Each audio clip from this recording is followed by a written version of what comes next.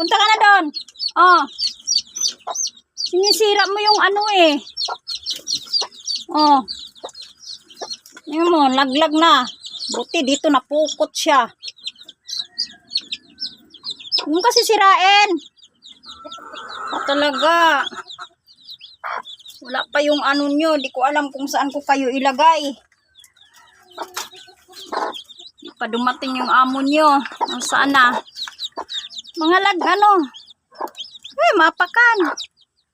Tik, tik, tik, tik, tik, tik, tik, tik. Gusto na nilang bumaba.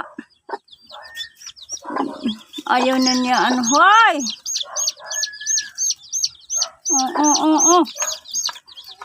Gusto na nilang bumaba. Ayaw na niyang pisain yung 4 ba yun? 3, 4.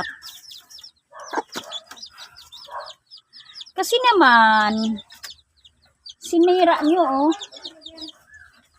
Sinira niya. Yan, mga sisiw, mga laglag. Magsisirain. Pag nalaglag yung sisiw, bumababa ka rin. Yan, nagsusunuran lahat. Kasi sira na yung ano. Mulusot sila. Panay lang ako sa inyo ano ha. Napapagod na ako sa kaikot dito sa likod. Maghintay kayo mamayang hapon. Huwag muna sirain. Sira din ng nanay eh. Huwag muna sirain. Diyan muna kayo. Wala pa kayong pagkain din eh. Bibili pa. Buti na lang talaga may ano oh.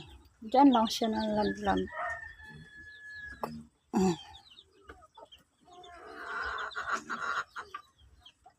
Sinisira din itong ano. Sinisira ng nanay nila. Kaya nalalaglag mga sisiw. Ay. Diyan lang kayo ha.